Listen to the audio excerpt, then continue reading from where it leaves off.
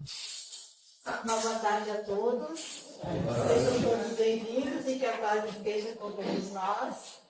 Então eu convido a nós a levarmos o nosso pensamento a Deus, agradecendo a oportunidade de nós estarmos aqui neste momento, aproveitando os fluidos benfazejos que a espiritualidade amiga preparou para receber a todos nós nesta tarde, sabendo o que cada um de nós necessita. Mas nós, quando fizemos esse movimento de elevar o nosso pensamento, nós fazemos a nossa parte para receber o que nós conseguimos. Agradecemos a espiritualidade amiga, ao nosso anjo, que está ao nosso lado nos incluindo. E agradecemos também ao conhecimento que nós viemos aqui buscar, para que assim nós possamos a cada dia fazer escolhas melhores. Te agradecemos, Pai, hoje sempre que assim seja. Vocês conseguem me escutar? Tá bom o volume? Beleza. Então, a nossa lição de hoje é falarmos sobre os cristãos, que penso eu sermos todos nós. E é um texto que Emmanuel, ele se refere lá no caminho, na obra Linha de Luz, no capítulo 161. E ele comenta exatamente esse versículo aqui, ó. Se a vossa justiça não exceder a dos escribas e fariseus, de modo algum entrareis no reino dos céus. Então ele vai falar muito sobre a justiça. Mas quando a gente fala de evangelho, a gente precisa sempre ter o texto e o contexto, para que a gente possa se familiarizar. Porque como nós somos espíritos e viajantes no tempo, a gente acha que tudo aconteceu há mais de 2000 anos. Quando, na verdade, nós trazemos as aquisições desde que nós somos criados. Isso quer dizer que nós, todos nós, muitos de nós, ou alguns de nós, esteve nesse tempo aqui, aonde Emmanuel nos esclarece esse versículo. E Kardec, pedagogo que é, e sabendo da necessidade de nós internalizarmos isso, ele trouxe para nós lá no Evangelho o esclarecimento dessas notas históricas lá na introdução, dizendo o que para nós? Quem eram os fariseus? Pois bem, as suas características então. Eles tinham a fé depositada nas Escrituras. O que estava escrito era a lei, na sua literalidade, sem dar uma interpretação além disso. É por isso da importância de nós, quando lermos o Evangelho, a gente buscar um pouco mais. Eles tinham uma prática exterior ao mundo. Eles gostavam de mostrar que eles seguiam um ritual. Para eles isso era uma religiosidade. Inimigos das inovações. Por isso que eles combatiam tanto esse ensinamento desse mestre, de Jesus. Porque tudo que é novo, tudo que nos tira dessa fase que a gente está do conforto, faz com que a gente se incomode. Eles eram corruptos, orgulhosos, e eles tinham um desejo de dominação. Ou seja, como eu penso, todo mundo precisa pensar. Todo mundo tem que fazer como eu faço, como está na lei, na letra. Não possuíam virtudes, apenas aparentavam. E os escribas? Secretários do rei de Judá, ensinavam a lei de Moisés, pensavam no mesmo modo que os fariseus. Então veja que eles eram pessoas cultas, porque eles sabiam ler e os escribas escrever. Isso para Jesus fazia toda a diferença, quando na época a grande maioria das pessoas eram analfabetas. Não sabiam ler, não sabiam escrever. E eles passavam o seu conhecimento na sua oralidade. E escreviam textos e documentos. Então, um texto esse que Emmanuel escreve para nós, ele diz lá, não eram criminosos, nem inimigos da humanidade. Cumpriam deveres públicos e privados, respeitavam as leis estabelecidas, reverenciavam a revelação divina, jejuavam, pagavam impostos, não exploravam o povo.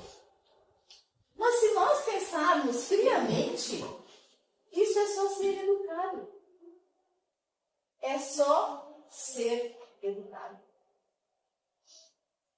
Todos nós temos que ser educados. E o que Jesus, então, ele combatia?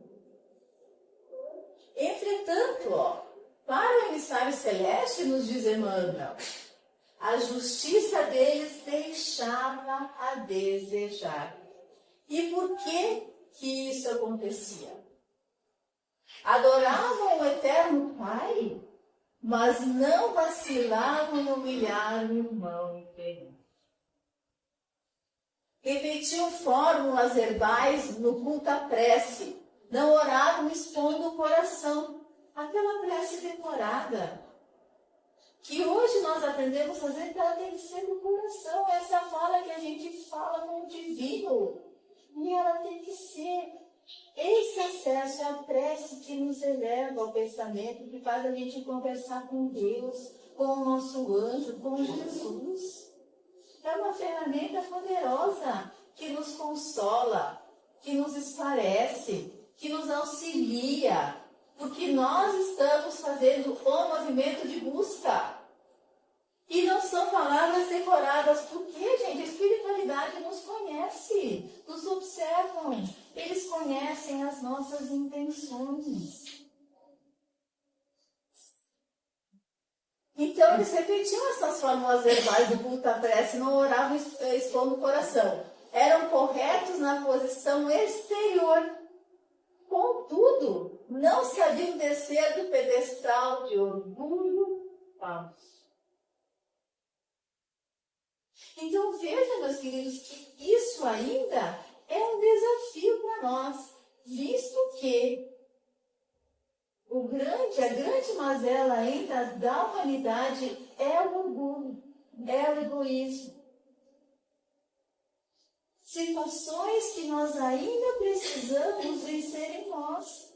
É difícil? Sim, é muito difícil. Mas nós precisamos, aos poucos, em pequenos gestos, em pequenas atitudes, começar a realizar, a botar a mão na massa.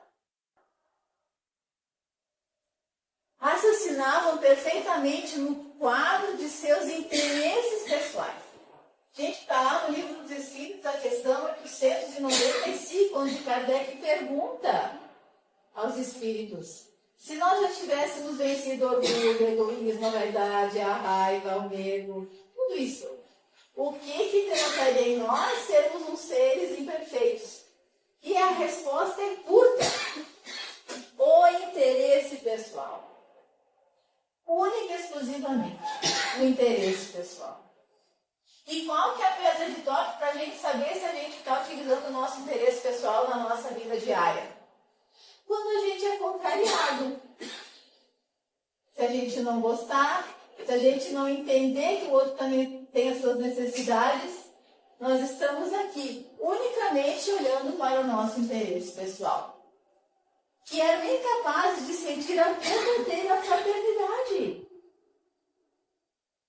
Porque se nós já conseguíssemos fazer essa verdadeira fraternidade, a começar por nós mesmos, aos nossos familiares, que essa célula minúscula da sociedade, mas que reflete na grande sociedade, nós já seríamos um planeta regenerado. Mas todo mundo quer esse planeta regenerado. Só que a gente quer junto a pílula mágica. Sem esforço. Mas quer chegar no destino da viagem tribulações de voar, de andar de ônibus ou de carro, de fazer a revisão. O que precisa ser feito? E nós precisamos repensar isso. Por quê? Porque senão nós vamos continuar com essas características de escribas e de fariseus. Ainda. Mas Jesus veio trazer para nós a boa nova, nos dizendo assim, eis que Jesus traz aos aprendizes novo padrão de vida, novo padrão de justiça, que é o que o verdadeiro cristão deve fazer. E para nós entendermos isso, nós temos que ir lá no livro dos Espíritos, no capítulo 11, onde que tem lá as leis morais. A lei de justiça, amor e caridade. Que essa tríade, que ela está de mãos dadas, ela não é separada. Ela é justiça, amor e caridade. Então, na questão 873, pergunta: o sentimento de justiça está na natureza ou é resultado de ideias adquiridas? Está de tal forma na natureza que você volteis à simples ideia de justiça. O que isso vem nos dizer? Que a gente sabe. Jesus sabia que os escribas e os fariseus sabiam disso. Nós também sabemos. Porque a lei está na consciência. Então, quando a gente vem aqui, a gente escuta, a gente aprende, a gente estuda, a gente desperta. Não? Ela é um farol que amplia esse conhecimento. Mas aí a gente trava no fazer. Porque a gente não quer sair da área de desconforto, do conforto. A gente quer ficar lá, quietinho, tá bom assim, tá moldado, se doeu vai para um lado, aí vai se adaptando. Mas a gente quer viver no conforto, porque mexer nisso muitas vezes dói. Mas a dor faz a gente crescer, muito embora não precisasse ser assim. Na questão 874 diz lá, segundo a justiça, uma lei da natureza, como se explica que os homens a entendam de modos tão diferentes, fazendo que uns considerem justo e que os outros parecem justo? É porque geralmente se misturam paixões. E paixões são os nossos desejos. Então, conhecendo-nos, por isso que Santo Agostinho diz que a gente tem que se conhecer, a gente vai saber quais são os nossos desejos. E é por isso que nós temos o primeiro mandamento que diz lá, amar a Deus sobre todas as coisas. Por quê? Porque Jesus sabia que a gente se transforma naquilo que adora. A gente se transforma naquilo que deseja. E quando a gente tem um desejo desenfreado, a gente só vê o interesse pessoal. E aí a gente machuca os outros, magoa os outros. Por quê? Porque a gente só pensa na gente. Então, é algo que aos poucos nós precisamos ir modificando. Para que a gente não leve mais adiante, vamos esperar para a próxima encarnação para começar a transformação. Não precisa. Porque se a gente quer um mundo melhor, isso pode acontecer através da nossa escolha. Na 876, com exceção do direito consagrado pela lei humana, qual a base da justiça segundo a lei natural? E essa aqui, o Cristo vos disse, desejai para os outros o que quereríeis para vós mesmos. Deus imprimiu, gente, no coração do homem a regra da verdadeira justiça. Está impresso, gente. Está tatuado, está carimbado, a gente sabe. Então não é não fazer o que a gente não quer para a gente. É faça para o outro o que a gente quer que façam para a gente.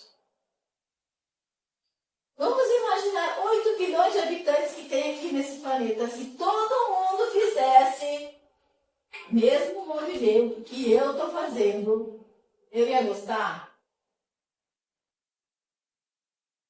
Ia ser bom? Essa é a pergunta que a gente precisa fazer. Porque a gente vai despertar essa medida que a gente esqueceu.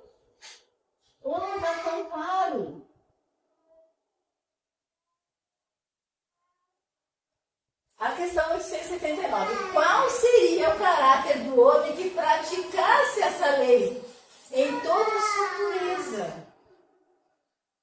O verdadeiro justo. A exemplo de Jesus, porque praticaria também o amor ao próximo e a caridade, sem os quais não há verdadeira justiça. Por isso que elas andam de mãos dadas. O amor, a justiça e a caridade. E quando está descompensada uma e a outra, a gente vai dar ruim em alguma. Por isso que elas estão de mãos dadas. Então, na questão 909, o homem sempre poderia vencer as suas más tendências mediante seus próprios esforços? Quando a gente lê isso, a gente tem que se questionar. Sim, e às vezes com pouco esforço. Com pouco esforço. O que falta é vontade, como são poucos que se esforçam entre nós. Então, gente, por isso que eu acho que não é muita vontade. Não. É pouco esforço. Não precisa de um grande esforço.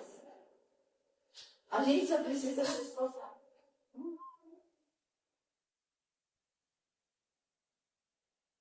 E lá na obra Pensamento e Vida, no capítulo 2, Emmanuel, ele aborda justamente esse tema, a vontade.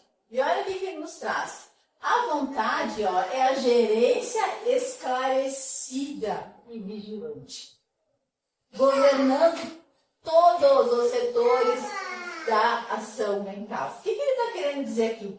Que a nossa vontade, ela é que manda no nosso desejo. E a gente só consegue mudar o espaço e o tempo quando a gente se utiliza de uma força, de uma vontade inabalável. Porque senão a gente vai sempre dizer assim, que as mulheres vão concordar comigo. A dieta? Segunda eu começo. Ah, não vou comprar nenhum sapato. Compra. Não é assim? Então, quando a gente tiver essa vontade inabalável, a gente vai mudar o tempo e o espaço. E a nossa realidade. É só assim que a gente muda. Não existe outro jeito, a não ser a vencer a nós mesmos. Então, a comparação não é com o outro, não é com ninguém. É como eu era ontem, o ano passado, desde que eu nasci, desde que eu comecei a trabalhar, desde que eu estudei, desde que eu comecei a vir na casa espírita. O que é que eu avancei? Caso contrário, não dá certo. Porque a caminhada ela é única. Quando a gente desencarnar, o encontro vai ser com nós mesmos e com Deus. Com a nossa consciência. Não é com quem estava do nosso lado, com aquela pessoa que a gente admira. Não. É conosco. Com ninguém mais. É a auréola luminosa da razão. Então ela ilumina a nossa razão. Ela faz a gente pensar. Se Rose não faz. Fulano não faz, não vai. Por aí que vai dar ruim. Aí a gente vai. Aí vem alguém lá. Eu avisei. Tem uma frase de Emmanuel que diz que a gente não cai chorando. Porque se a gente caísse chorando, a gente não faria 1% do que a gente faz de bobagem nessas nossas escolhas. Porque a gente ia ter aquele lampejo de ver que aquela escolha ia dar para nós encher um balde de lágrimas. A gente não fazia. Só a vontade é forte para sustentar a harmonia do espírito. Para sustentar a harmonia, porque a gente vai ter um discernimento, a gente vai conseguir frear aquele desejo. texto do Chavinha de Luz, Emmanuel, então, ele vem nos dizer o que é o cristão que ele coloca lá. Ele não surgiu na Terra para circunscrever-se a casinhola da personalidade. A gente não veio aqui para cuidar do nosso umbigo apenas. A gente veio para viver em sociedade, em comunidade, a começar pela nossa família. Então, como a gente é dentro do nosso lar, André Luiz nos convida lá. Trate o seu familiar como se fosse visita. Que a gente utilize para os nossos familiares as nossas melhores intenções. Eu sei que é desafiador, porque às vezes a gente tem vontade de surtar. Então a gente vai, toma um copo d'água, respira e vai vendo um pouco. Vai caminhar, vai ler o Evangelho, porque ali às vezes é a resposta que a gente está precisando ler para a nossa consciência que pegou no sono e a vontade de dar a luz para a razão. E para que aquele desejo que a gente tem às vezes de chutar, não aconteça. Veja como é bonito, está tudo interligado. E quando a gente começa a fazer essas ligações, a gente começa a ver que é simples e que é possível. Por isso que eles nos dizem que não precisa de uma grande vontade. Então, esse cristão ele apareceu como mestre da cruz para transformar vidas e aperfeiçoá-las com a própria existência. Então, Jesus veio trazer o seu exemplo, ele foi até a cruz, gente. Para dar o exemplo que é possível. A gente não vai carregar uma cruz de madeira. Mas a gente tem as nossas cruzes que a gente pode evitar quando a gente usa o conhecimento. Quando a gente tem esse farol da doutrina espírita que nos mostra o caminho, esse GPS. Por isso que a importância de quando a gente lê, a gente interpretar de uma forma mais grande. Para facilitar. A espiritualidade, amiga, ela carinhosamente, ela veio nos trazer tudo isso para facilitar a nossa vida. Porque eles estão dizendo assim, gente, não pode ser. Tantos avisos Jesus fez, os profetas vieram, Jesus veio. Agora os espíritos. Como? Nós já avançamos muito? Sim, é verdade. Mas nós já poderíamos ter, muito mais rápido.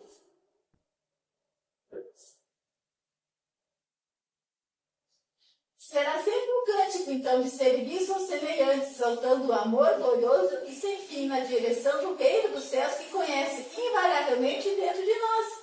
Essa construção do reino é em nós, gente, não é fora. Ele não vem, o reino de Deus, ele não vem com aparência exterior. É por isso que ele está dentro. E aí, na obra que a Amélia Rodrigues trouxe através da psicografia de Divaldo Franco, lá, o essencial, tem um capítulo que ele fala sobre Natanael, ou Bartolomeu, que era um discípulo muito querido de Jesus. Então ele diz lá, que na singela Caná nasceu Bartolomeu, o discípulo de Jesus dos mais estimados, caráter nobre e introspectivo, silencioso. Às vezes a gente fala muito e faz pouco. A gente precisa agir. Às vezes eu tenho a impressão que a gente manda muito WhatsApp e agora pouco. A nossa cabeça está sempre trabalhando, mas parece que o negócio não vai. E a gente está extenuado, cansado. Mas por esse tanto de informação que a gente recebe, que a gente busca, que a gente vai passando e passa o dedo e vai buscando mais informação, mas não vai. Esse é o convite da gente fazer.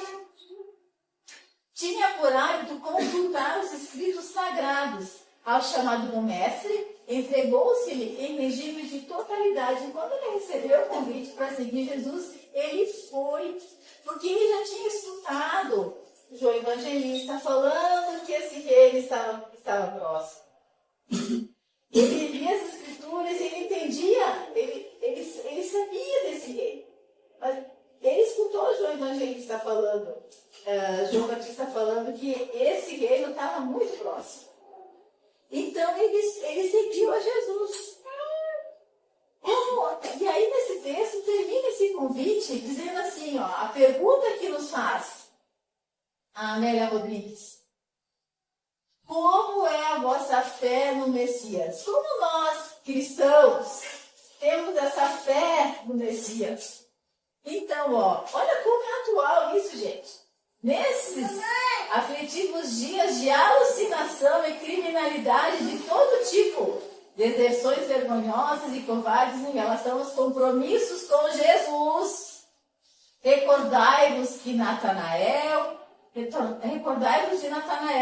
e vivei desde agora o reino de Deus com toda a vossa complexidade e beleza.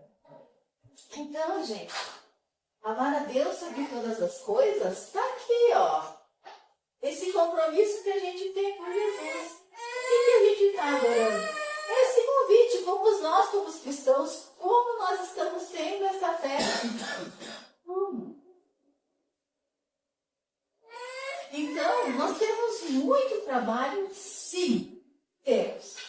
Mas, sempre quando a gente trabalha, gente, nessa argila que a gente vai montando, ela se transforma num vaso bonito, sagrado, transformador, transformado. Que aos poucos vai botando tijolinho por tijolinho, uma metáfora desse reino em nós. Então, ó, antes que a gente fuja, gente, ó, antes de fugir pela porta do nada em busca de coisa alguma, né? Antes da gente ficar passando o dedo lá nas informações, e no próximo, na próxima, na melhor possibilidade. Recordai-vos que Jesus vos ama exatamente como sois e espera que vos transformeis em uma carta viva de seu Evangelho libertador. O Evangelho é libertador. Quando a gente utilizar essa ferramenta abençoada que é o Evangelho, a gente vai voar. Literalmente, porque a gente vai se encarnar, vai para o planeta melhor, lá na espiritualidade, vai voltar. Literalmente, a gente vai voar. É meu sonho de consumo. Chegaremos. Nada vos afaste daquele que é vida e pão da vida. Tornai-vos um cristão verdadeiro, em quem não haja dolo. Sede fiéis ao compromisso, vivendo de acordo com os parâmetros da fé libertadora. Mais uma vez o convite dentro dos parâmetros. Vivei com o compromisso que a gente tem com Jesus. Todos nós temos esse compromisso. E nessa obra aqui, ó, ainda hoje, por Espíritos Diversos, uma psicografia de Chico, ó, se Jesus não nascer e crescer na manjedoura de nossa alma, em vão os anos novos se abrirão iluminados para nós. Então, se Jesus não nascer na manjedoura em mim, não adianta fogos de artifício no mundo. Não vai mudar nada. Não adianta pular ondinha, comer lentilha, o escambau. Não vai adiantar.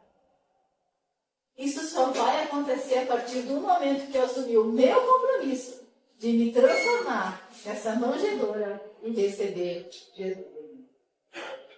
Eu quero agradecer a atenção. E convidar, então, para nós fazermos a nossa prece, convidar os nossos irmãos médios para a gente fazer a prece.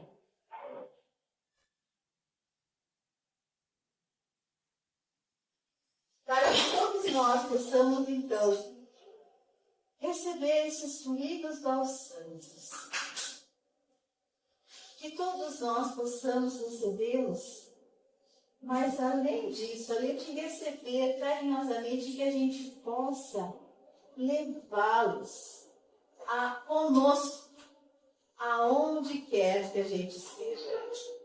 no lar, no trânsito, no trabalho, na via pública, na casa espírita, para que nós sejamos esse cristão que recebeu esse evangelho transformador. Que nós tenhamos uma vontade robusta de vencer as nossas más inclinações. Que nós sejamos esse homem novo, esse ser novo, vivendo o evangelho. E que cada um que encontrar conosco possa ler esse evangelho através das nossas atitudes, da nossa fala, do sorriso, do abraço, que nós dispensarmos aonde quer que a gente esteja. Que nós possamos florescer e sermos, então, esse evangelho vivo que Jesus convida a todos nós a sermos. Muito obrigada e que assim seja.